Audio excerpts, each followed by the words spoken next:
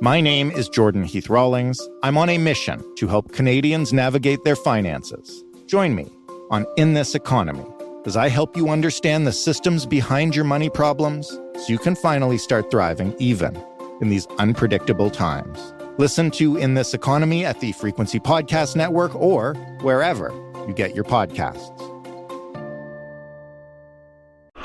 Find your frequency. You're listening to a Frequency Podcast Network production. Imagine being accused of something truly terrible. Imagine if for 20 years, rumors had swirled around that you had something to do with a young woman's disappearance. What would you do? This is the story of two men. One, eager to clear his name. Another, who has chosen to stay silent. Two very different responses from two very different guys. Christopher William Adair, William Curry. So far in this series, I've explored allegations that one or both of these men may be connected with Lisa Marie Young's disappearance. I've laid out what exactly is known about Christopher Adair's interactions with Lisa the night she vanished, and what I've been able to learn about his past criminal behavior. Chris has never agreed to an interview with me. He has never spoken publicly about that night. William Curry, on the other hand, is seemingly anxious to clear his name. So much so that he drives across the island to meet with me in person. Like, people talk about, where's the tapes? There's a snuff movie, where's the tapes? I just have to stand straight and face whatever comes my way on this. I'm Laura Palmer, and this is Where is Lisa? Island Crime Season 1. Episode 14, Speak Up or Shut Up. In past episodes, you've heard Christopher Adair's former friends, colleagues, and from two police officers about their experiences with him. I've spoken at length with some of Chris's family members. But this is the first time I've been able to publish one of those conversations. There's a lot of, bad history on that side of the family, which is kind of why I wanted to speak to you. In the summer of 2022, I received an email through the Island Crime website. It begins, I just happened upon your podcast, more specifically, the one about Lisa. I was shocked to hear the name Chris Adair. Chris is my relative. We exchange emails back and forth for some time. They want to talk to me, but they're conflicted, wary of causing trouble for other family members. The relation you're about to hear from has asked I keep their identity confidential and that their voice be altered. We will simply call them Pat. I don't have any relationship with Chris now at this point in my life or much to do with that side of the family just because of history and the kind of people that they are. I know they're a very close-knit group. Pat here is speaking about Chris's sisters and mom. The only one I've had any major interaction with was Chris. Chris was the only one that ever actually reached out to me to meet me or talk to me. Yeah, I remember when Facebook first kind of was a thing, I got a friend request from him, and I remember somehow I was talking to my mom about it, and this is kind of when I first found out about all this stuff that Chris was involved in, and my mom basically told me, don't interact with him. Nothing good comes from being involved with Chris, and obviously I'm a teenager, right? So I'm well, I don't, do I necessarily want to listen to my parents? Let me make my own decision. And so that's kind of when I started talking to him. Yeah, we just kind of talked about our family, where, just getting to know each other, basically, where are we on the, how do our family trees line up? My dad had told me some stories about him as a kid growing up, and I kind of laughed about that kind of stuff. I know my dad always said he was like a really quiet kid, and that he was always a little strange. There was a story where my dad started laughing about it, but I guess there was at somebody's house, I don't know whose, there was like basically like a broken down car, and Chris was like playing around it, and I guess eventually either got like some matches or a lighter and dropped them into the gas tank, and it basically like blew up and caught his face on fire. Yeah, I was talking to Chris about it, and he was like, "Oh yeah, I remember that." And I was like, "That's really weird. Like, glad you're okay. Probably a good life lesson learned there."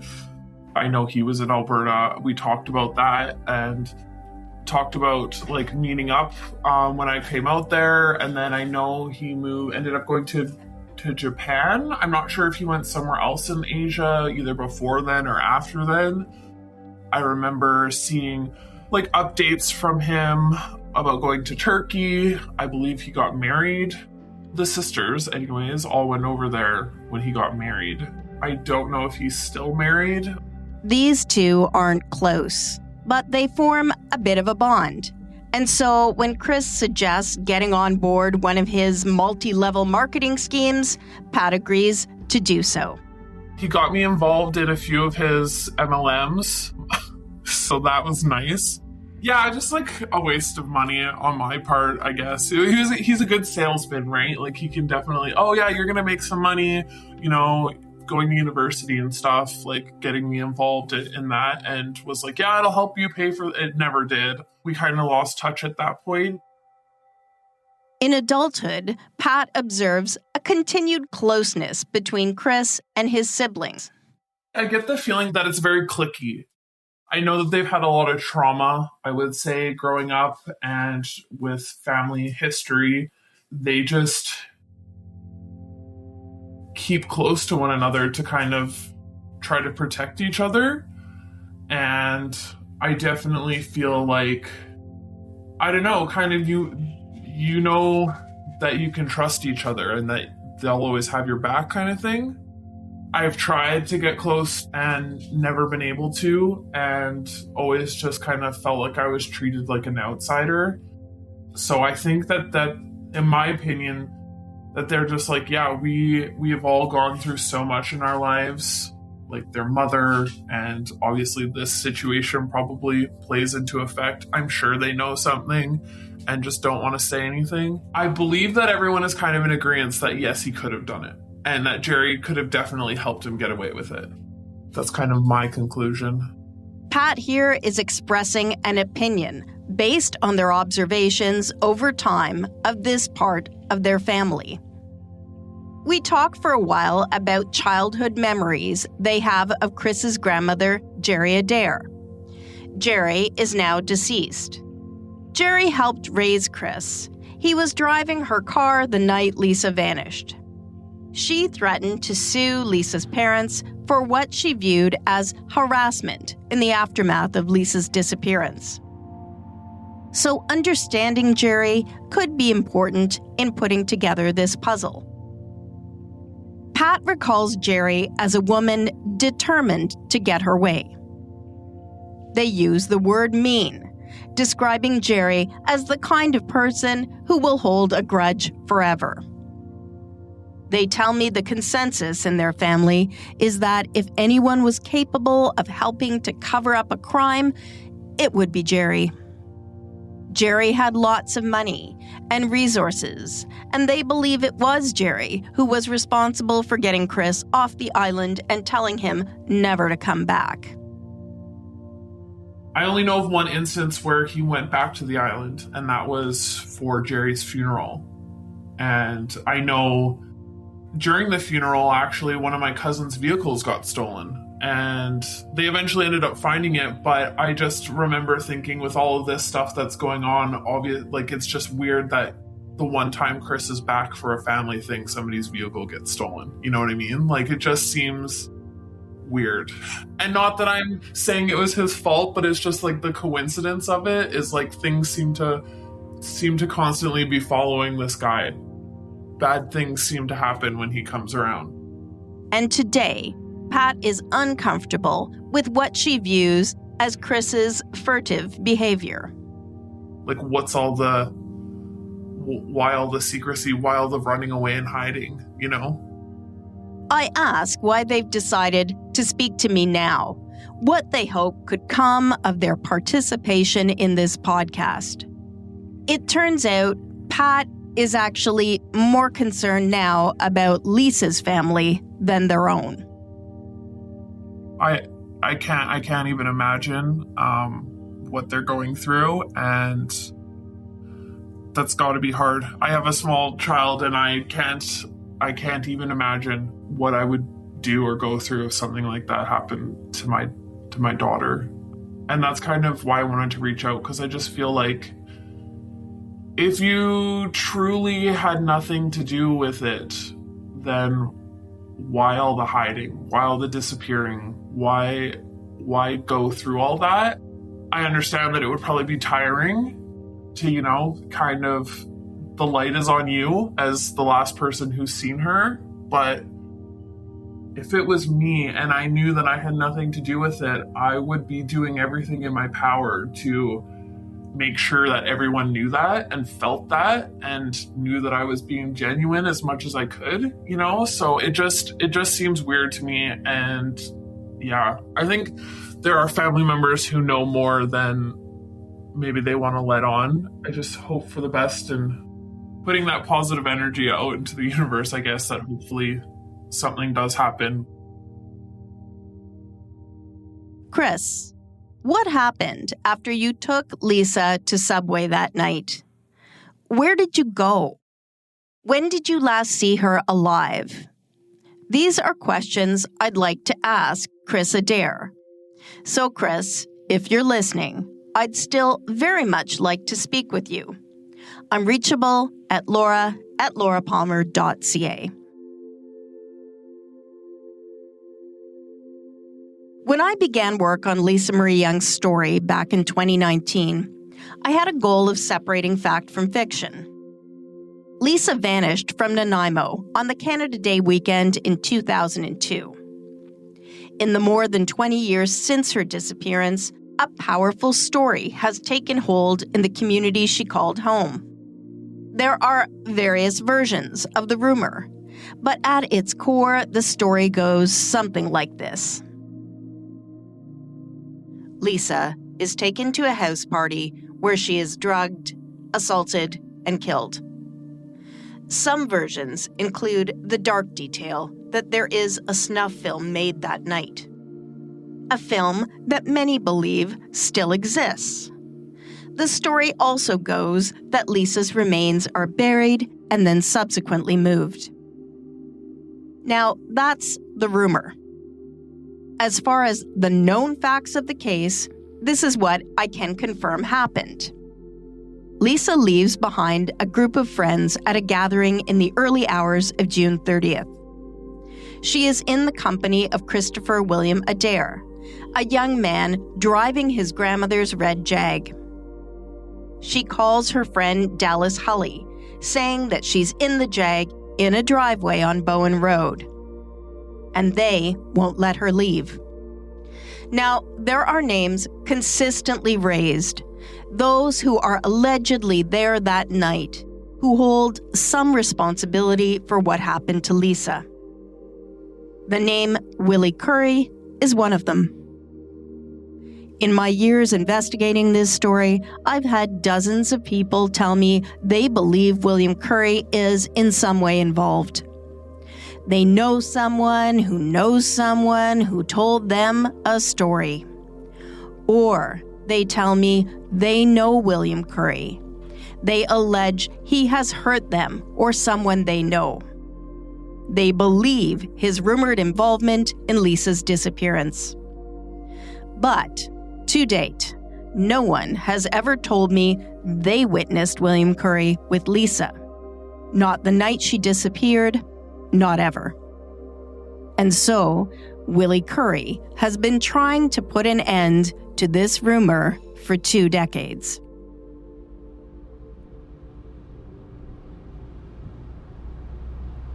The day I'm meeting Willie Curry face to face for the first time is cold. It's the first day I've seen snow on the mountains. It's an exceptionally beautiful day in the Alberni Valley. The leaves are turning colors and falling steadily from the trees like rain. We are meeting at the Riverbend Cafe. It's a little roadside stop near where the Somas River meets the Alberni Inlet. It's been there since 1936 and has recently been renovated with some really nice vintage touches. It's one of my favorite spots for coffee. I arrive early. I order a drink and grab a table in the corner overlooking the parking lot. It's one of those old chrome and formica kitchen tables. We had one in our house when I grew up. It's 10 after the morning rush, and the place is quiet. I've only seen one picture of William Curry before, and I'm not sure when that photo was taken, so I don't really know what he looks like. A middle-aged guy with a ball cap and plaid jacket enters, orders a coffee, and stands waiting by the front. I try to catch his eye. Eventually, I walk over and ask him if his name is Willie. It's not. A few minutes after that, a balding, portly gentleman with glasses and a black turtleneck enters. Once again, I stroll to the counter and inquire if he might be William. He's not. I suspect it's beginning to look like I'm on a blind date. I settle back at the table, checking my recorder, reviewing the list of questions I want to go over with Willie Curry. We've only spoken once before. I remember being surprised at his willingness to speak with me. When I made the call that day, I'd expected him to hang up. Afterwards, the RCMP asked if I would hand over the raw tape from that conversation. Now, I didn't do that.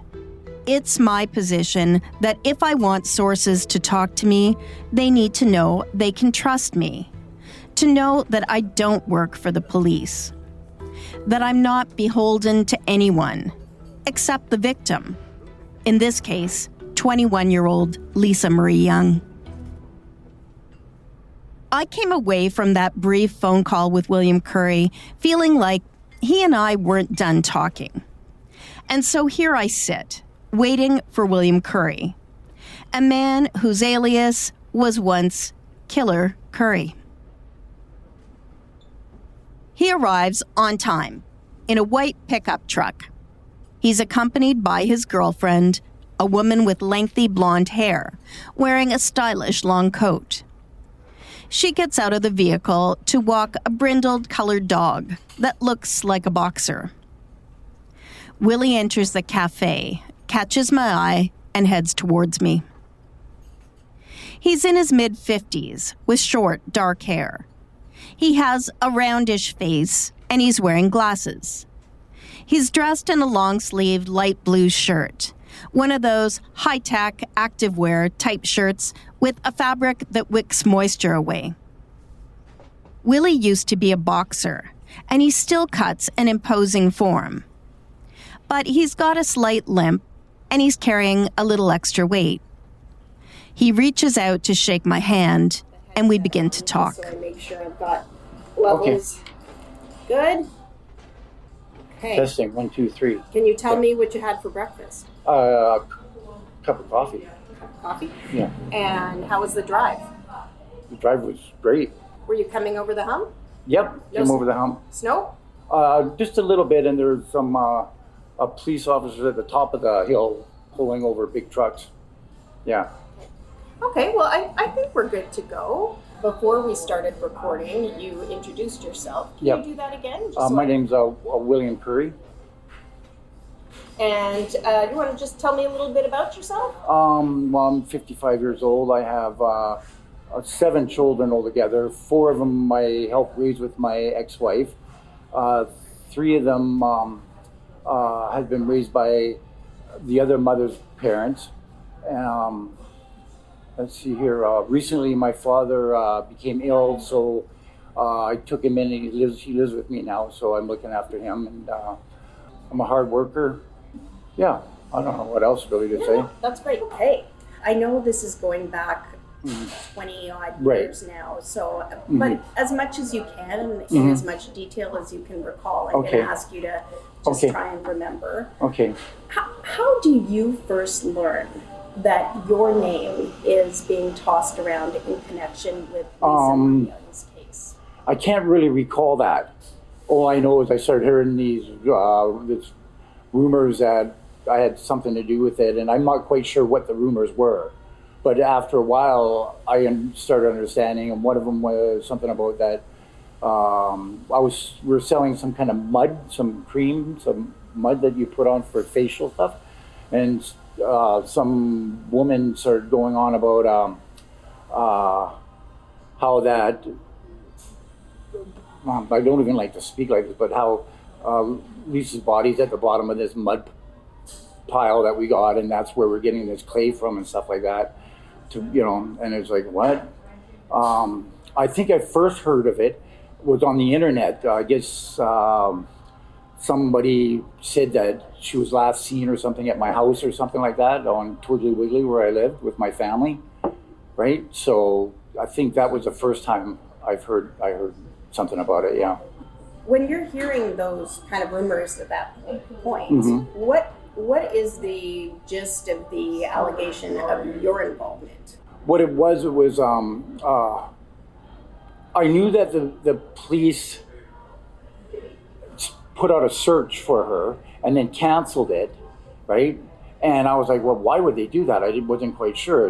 Okay, so I thought, well, I'm going to help. I'm going to put some posters on my van. So I put some posters on my van. And after a little time went by, and I didn't think that was enough. So Bob, who's also part of this, whatever, she says part of it, whatever else, he said that he knew Lisa's father. So I said, well, could you put me in contact with him? Because I want to let him know that if the police aren't helping him, that I would be there to help him. So I phoned him up and I said, hi, my name is William Curry, and I would like to offer myself to you. If you need anything, if you need a door kicked down or whatever else, I'll help you out. I'll be there. And a week went by, and I thought, I was going over to the mainland, and I thought, well, I'm going to want to hang up some posters. So I thought, well, I'm not going to phone the police to ask permission. So I phoned up Don, and I asked him to meet me at Tim Hortons, and I asked for permission to hang some posters of his daughter. So I didn't realize that it was Bob that first put you in touch with him. Oh, okay. Yeah. Just a note here. Willie is referring to Bob Gallagher, a friend of Lisa's father, Don Young. I introduced you to Bob in episode 9. Bob hadn't mentioned to me that it was him who put Willie in touch with Don Young. So I follow up with him to clarify this point, and he writes me back immediately. Most definitely not, he writes. I was not even aware that he had met with him until after it had happened. Don and I both worked at Perlator at that time, and I didn't find out about Curry's alleged involvement until sometime after she disappeared. Now, this may or may not be significant, but it appears Willie and Bob remember this point differently. How soon after Lisa's disappearance is that? I believe it. I would think about it. I think maybe 8 months. Okay, so some time has gone by. Yeah. It's not in an immediate. Yeah, maybe 6 months or so. Maybe 6 months. Yeah. Okay. And so, are the police talking to you at that point? No, they came. I think the first time they brought it up, I was working on a roof, and they came by and got me off the roof, and I had a chat with them in the back of the car, and then they took me down to the police station, I believe. I think if I recall properly, and they questioned me there, and then they came to me and said, well, do you want to do a polygraph? I said, why didn't you say that 2 years ago to me? So when they first come and talk to you, what are they telling you about why you're on their radar at all? I'm not 100% sure why. Right. Yeah, I can't recall. So they're asking you just like, what do you know about this, or just? Yeah, basically, and where I was that night and stuff. And I recollect that I was at home with my wife, and I believe they questioned her, and she said the same thing. So the night that Lisa went missing. So yeah. And at that point, had they already heard this rumor about Lisa being taken to your home? Or are they asking you? I don't know. Okay. I don't know. And I think you told me the last time we talked, right around that time, you're running an after-hours club? Or? Yeah, I was running an after-hours club, yeah. Right. Yeah. So right downtown, right where Wong's store used to be, right on the kind of a triangle kind of a building. In the basement I had one, yeah. Right. Yeah.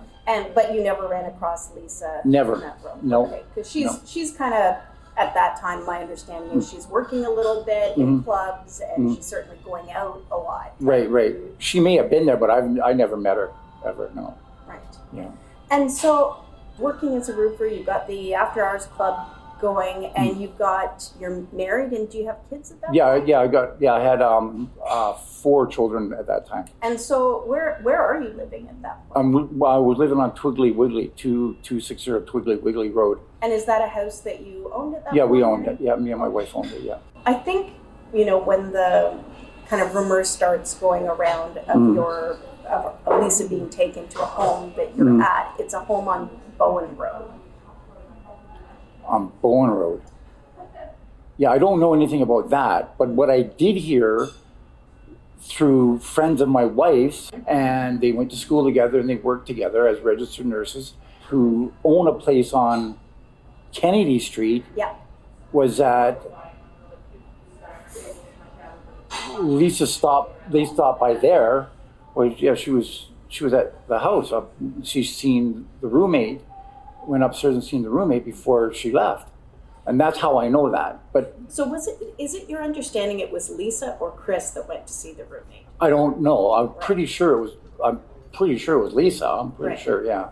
Yeah. And do you know why? No idea why. No. I have spoken with one of the owners of this Kennedy Street property, and I've confirmed that what Willie is saying is true. This is kind of a big deal. Up until now, this detail, this location of a place Lisa is seen that night, has never been public knowledge. I'm still hoping to have a longer conversation with the owner, but for now, at least, I can confirm this detail concerning another location Lisa was at the night she vanished. I want to go back to the point where police ask you to take a polygraph. Yes. Can you've told me this a little in a short conversation on the phone, but can you just walk me through that? Because I've never met anybody who's taken one before. What goes on? Well, what it was, I got, I don't know how they brought it up to me, but when they did, I remember being relieved, saying, why didn't you do this a year or 2 years ago? Right, that's perfect, that's good. And I didn't know that they don't release information. I didn't know that, right? I thought they could clear my name and like in the paper or whatever else, right? So I was scheduled to take the polygraph on, I believe on a Monday or Tuesday, and I got all of a sudden they pulled me over, whatever, along in the 911 somewhere and arrested me for a breach of my conditions about not seeing my kids. And I think what it was, I seen one of my kids at the swimming pool. I was taking another little kid swimming with me, and I left. I said, hey, how you doing? Look at your dad looking good. And the kids waved at me, whatever else, and I left, and they breached me on that, and they arrested me. So when they arrested me, I said, well, guys, I'm supposed to be at the office on Monday or Tuesday to do this polygraph. How's that going to get done?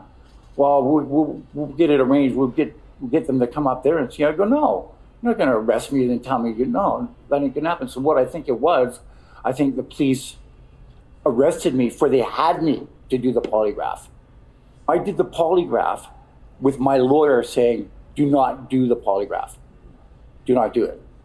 And because I wanted to say, I said to him, I said, well, are they 100%? And he said, yeah, they are. So I said, well, then why wouldn't I do it? Why wouldn't I do a polygraph? So, Sorry, when you say, are they 100%? like the polygraph. Oh, I see. Gotcha. Yeah. And well, he said 97% or something like that. I'm not quite sure. And that was a lawyer from Victoria, Brad Hickford, right? And he's a pretty good lawyer up there and stuff like this. And most people would take his advice. But the fact was that I wanted to get it cleared up, because I went to the family and I offered myself, and now all of this stuff's getting said, and I'm feeling inside just horrible. So I think, well, this is a way to get it cleared up, right? So when they called me up to records while I was in jail. They called me up to records, and I agreed to do it, right? They put the polygraph, all the little stickers on and stuff, and I was nervous, and I was like, what if they're trying to frame me? What if they're trying to frame me? And I took the things off a couple different times, right? And they calmed me down, got me to relax, and they asked me the questions, and they asked if I had anything to do with Lisa's murder, and I said no, and stuff. And then I said, well, after we're done, I said, well, what's the results? He goes, well, you're telling the truth 100%. I went, yeah, and I hugged Egan, the officer that was setting up the polygraph. I hugged him. I said, get on that phone and phone Mr. Young. Let him know right now. Let him know. Right? They said they were going to do that. And I was happier than happy. William Curry's former lawyer has not returned my calls. The RCMP will not comment on the outcome of the polygraph. And it's important to note that lie detector tests are not admissible in Canadian criminal courts. They're not viewed as reliable enough to decide someone's guilt or their innocence. I don't think I can adequately describe just how strange this whole scene is.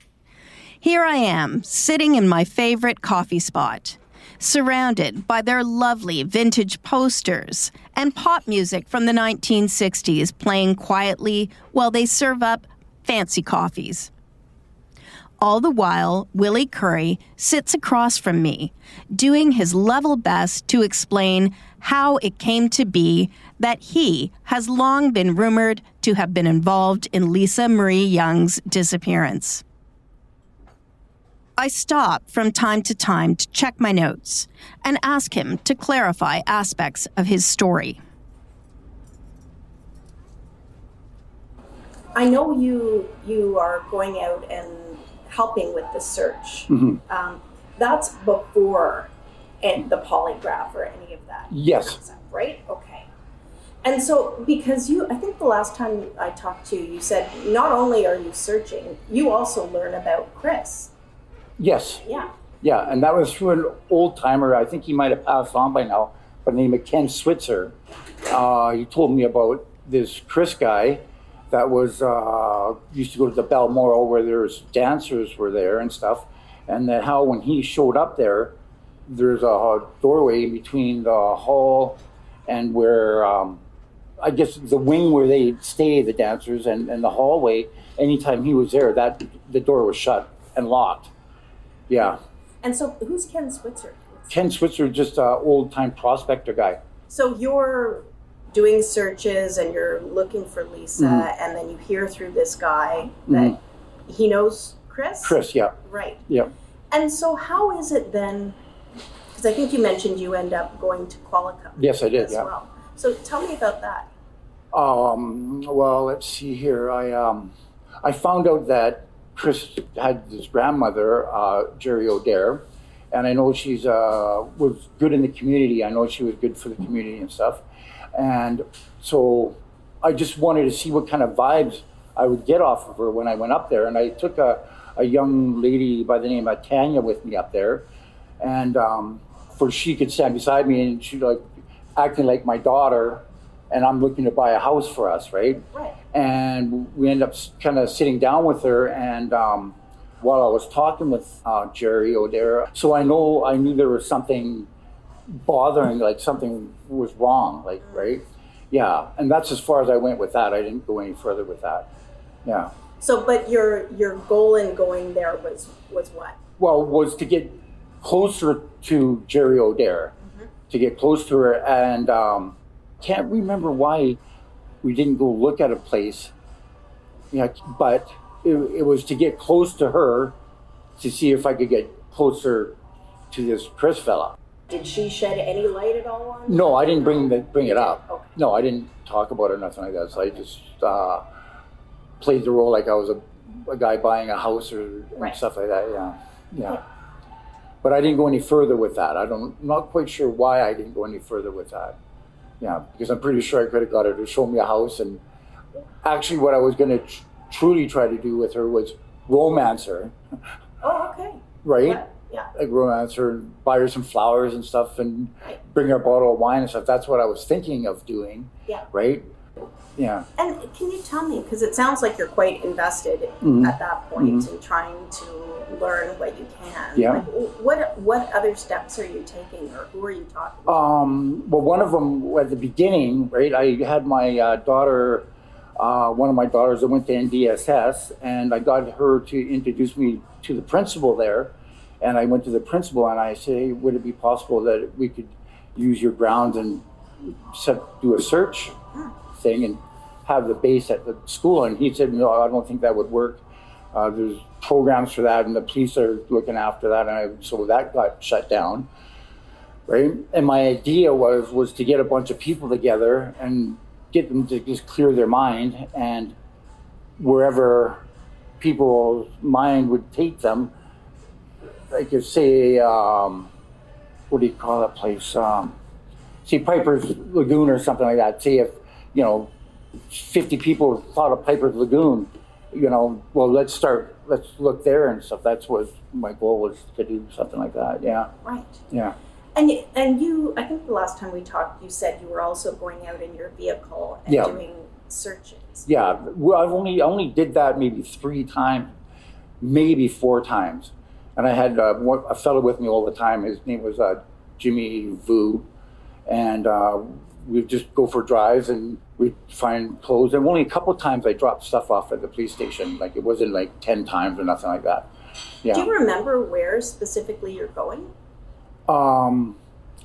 Just down dirt roads and stuff. Yeah, I can't really think about where we went. Up by Nanaimo Lakes.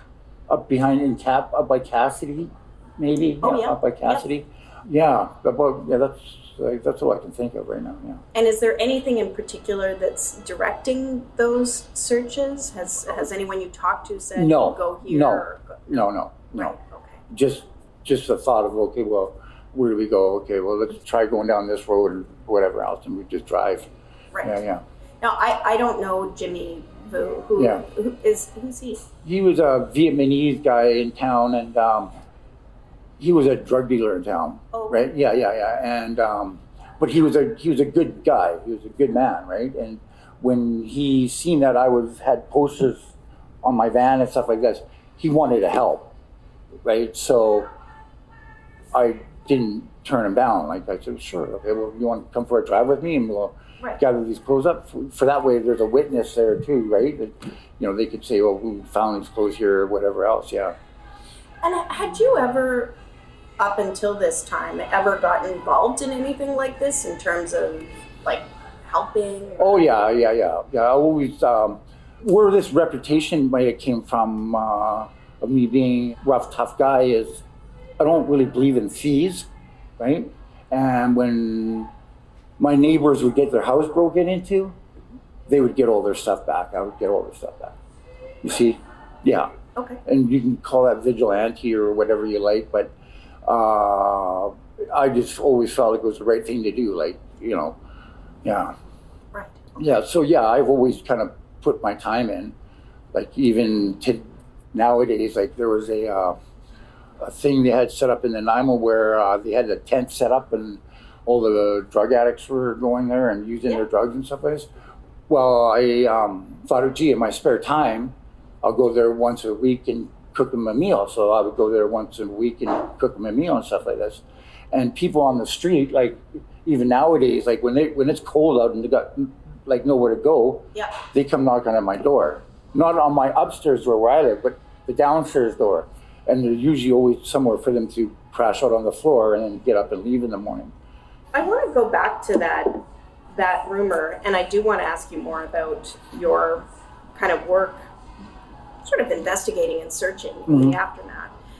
that rumor, it's weird because it's always this same kind of core rumor and versions of it, with a number of different people's names attached to it. Okay. Including a woman named. Yeah. Now, do you know her? Yes, I know. I know her better today than I did back then. Like, I knew her through her son. Is she living at the Nanaimo Lakes Road place or no? When? Now? No, sorry, back. Oh, I have no idea. Okay. Yeah, I have no idea. Right. Because that's the other. There's a couple of locations that are always talked about in this rumor. Right. Lisa, and we know that Lisa does call from an address on Bowen Road, but we don't, or I don't know what that location is. Oh, okay. The rumor is always that it's a party at your place, but so you don't have a place on. I had kids, and my ex-wife was a registered nurse, and there was never no parties at my house ever. Right, and you're not living on Bowen Road at that point. No, I lived on Twiggly Wiggly Road. Right, and I guess the kind of connection after that to the next property is allegedly this Nanaimo Lakes Road property. Yeah, I don't know which exact property you're talking about, but I heard that Ray Frisell's place got searched or something like that, but that's all I know of. So who's that? Ray and Brian Frisell, their father left them this chunk of land along Nanaimo Lakes Road. Yeah, that's all I know. Ray fixes bikes, and Brian's like a mechanic kind of guy, and does a bunch of engineer work and stuff like that, which is just, it's out of the question. Yeah, no, they wouldn't have nothing to do with anything like that. I asked the RCMP whether they can confirm that this property was the focus of a police search for Lisa. They tell me they can't confirm any locations they have or haven't searched in order to protect the integrity of the investigation. This location was recently the focus of a hazardous property assessment after multiple fires broke out in the structures, vehicles, and debris in the area. As for Willie Curry's assertion that the brothers would have nothing to do with Lisa's disappearance, it's worth noting, perhaps, that both the brothers do have assault charges on their publicly available criminal records. And in 2004, Brian pled guilty to the shooting death of a local man. Neither of them have been charged with any crime related to Lisa's disappearance. No one has.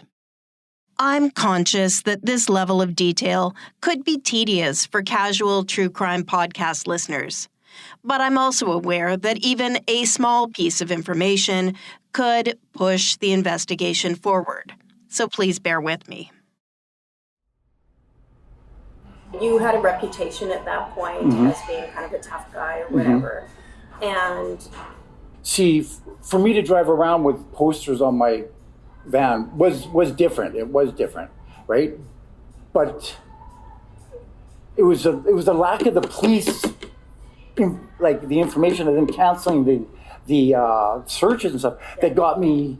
Well, wait a minute. Oh, well, I care, and if this family doesn't know that people out there don't care, then they're like, where's humanity going? I was thinking to myself, and I know the police had the reasons for whatever they did, whatever else. I don't know, right?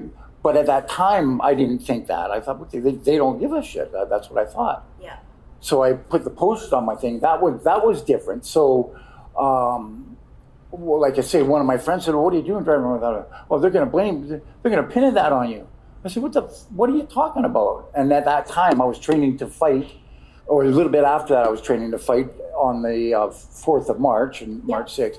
And I guess some of them could have got a little bit jealous or whatever else. And yeah, that's what I'm assuming. I don't really know. When they go out and search for Lisa and stuff, like, how it makes me feel that I can't be there? Like, I can be there, and I want to be there. Like, if there's another search for her, if you can let me know, I'll go there. Right. Yeah, I want to go there, and I want to say, I want to face the people. Like, I'm okay with that. Yeah. 100%. You never, or do you ever end up talking to him? Nope, never. No. So he never calls when he hears that you're being connected with any of this? No. No. Okay. No. And did you ever, at any point in all of this, meet up with him? Does he ever? Never. No. No, couldn't even tell you what he looked like. I have no idea even what he looks like. In October 2023, Wondery's Generation Y podcast devoted an episode to Lisa Marie Young's disappearance. They spoke with the hosts of True North True Crime, and they discussed the rumor of the snuff film tape. Here's how Willie Curry reacted to that news. Like, people talk about, where's the tapes? There's a snuff movie, where's the tapes? Like, come on. Like, I just have to stand straight and face whatever comes my way on this, right? And look somebody eye to eye and talk to them just like this. Yeah. Because I'm fine. Because whoever said that, who told you that?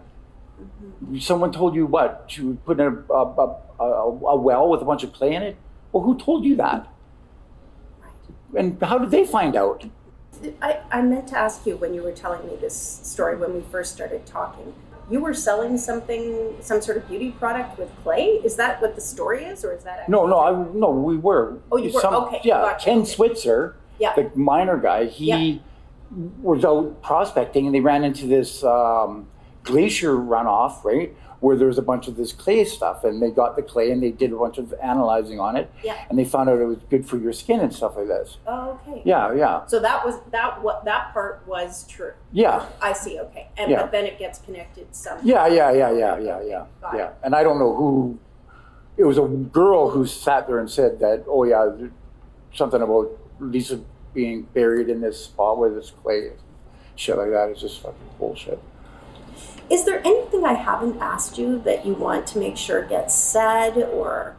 Maybe back to the polygraph thing. I want people to know that I was advised not to take it from a pristine lawyer, and I took it anyways.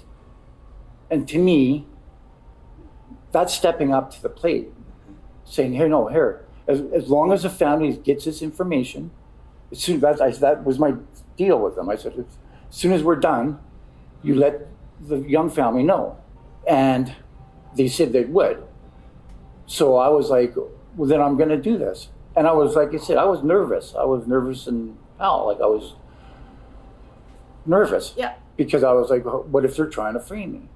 Coming up here today, I wasn't nervous because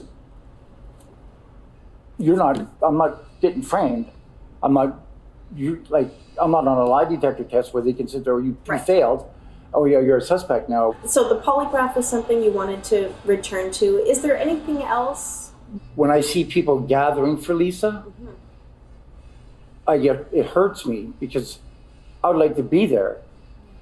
And because of these rumors, I don't want to get rocks thrown at me and stuff like this and stuff for me to be there.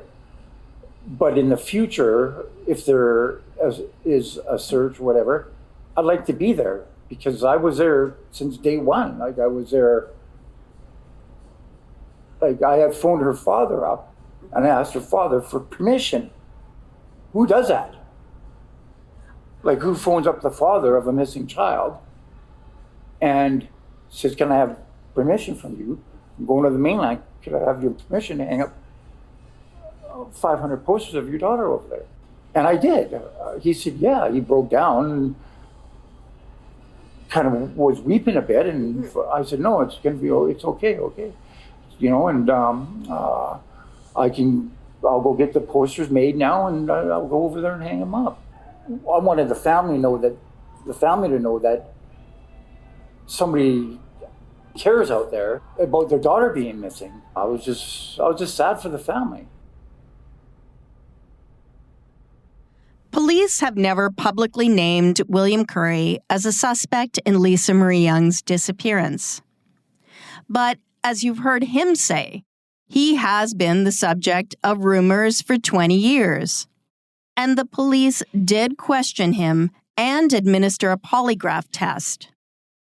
I still don't know what evidence the police would have had in order to ask Willie Curry to take this step.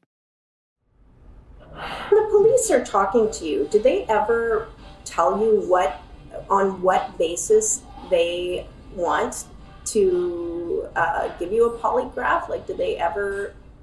I think it was because of the rumors. Just the rumor. Yeah. They don't say, well, we have this person who told us you were here or anything. No. There's nothing specific. No. Like that. No. Okay. Just the fact these rumors are flying all over the place, and there's like, I don't know where people get their crazy thoughts of what they say or anything like that, but it gets a little ridiculous after a while, if you ask me.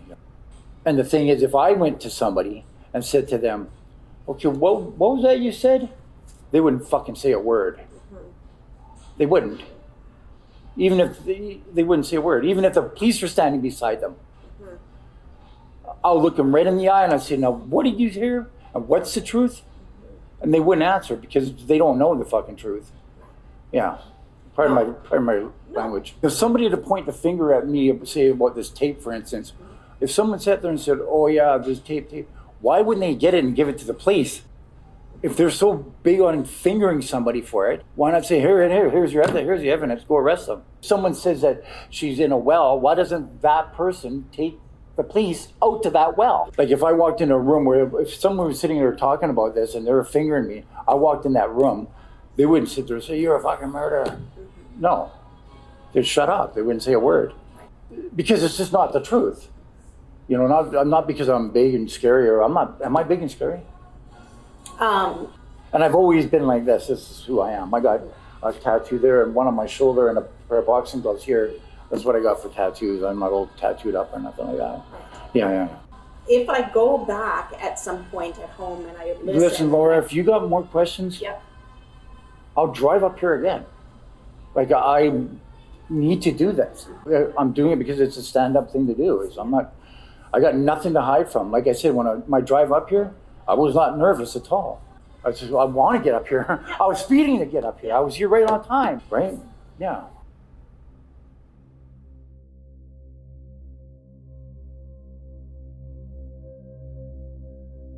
I wanted to meet with William Curry face to face. When he asked me if he is a big, scary guy, I wasn't entirely truthful in my answer. He is, in fact, a bit intimidating to sit down with. But Willie Curry wanted the interview to be in person, and I did too. I thought it would be easier to judge his sincerity. We already talked about how lie detector tests just aren't considered reliable enough to be introduced as evidence in court. And a reporter's gut is likely even less reliable. Yes, I have my own instincts, but instincts can be wrong. My husband is a judge. I asked him what kind of considerations the court uses when assessing credibility. He tells me the courts have recognized a number of factors.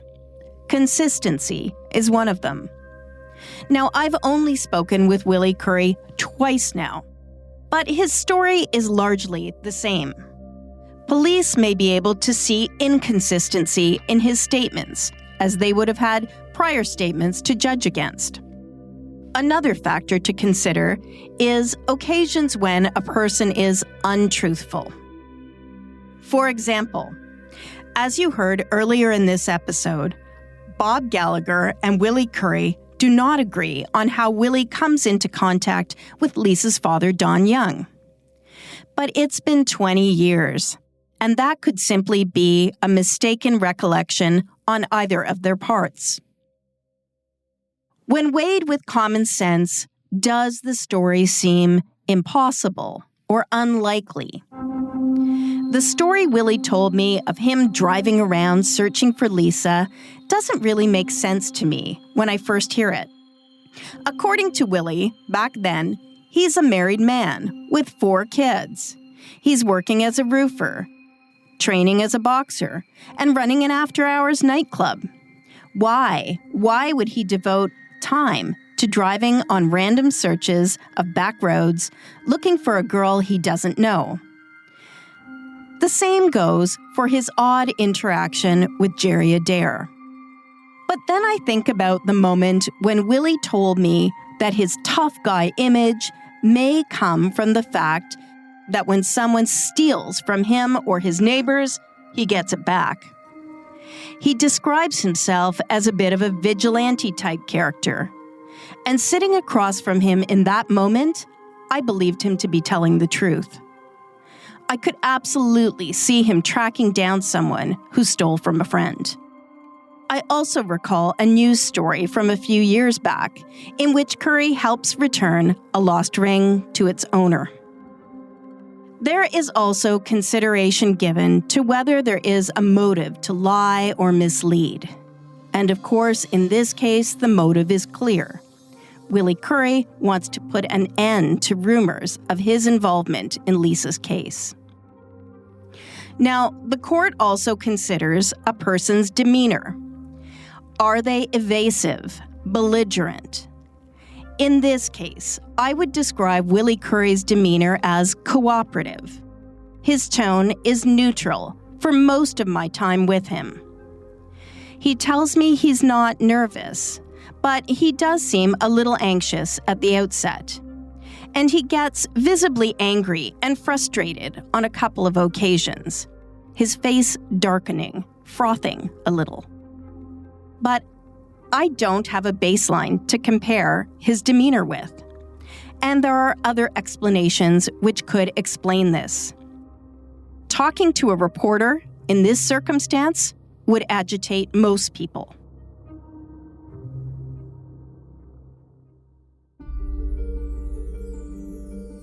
I'll be curious to hear what conclusions you come to after listening to this interview. You can get in touch through the Island Crime Facebook page. I'm Laura Palmer, and this is an update to Where is Lisa? Island Crime, Season 1.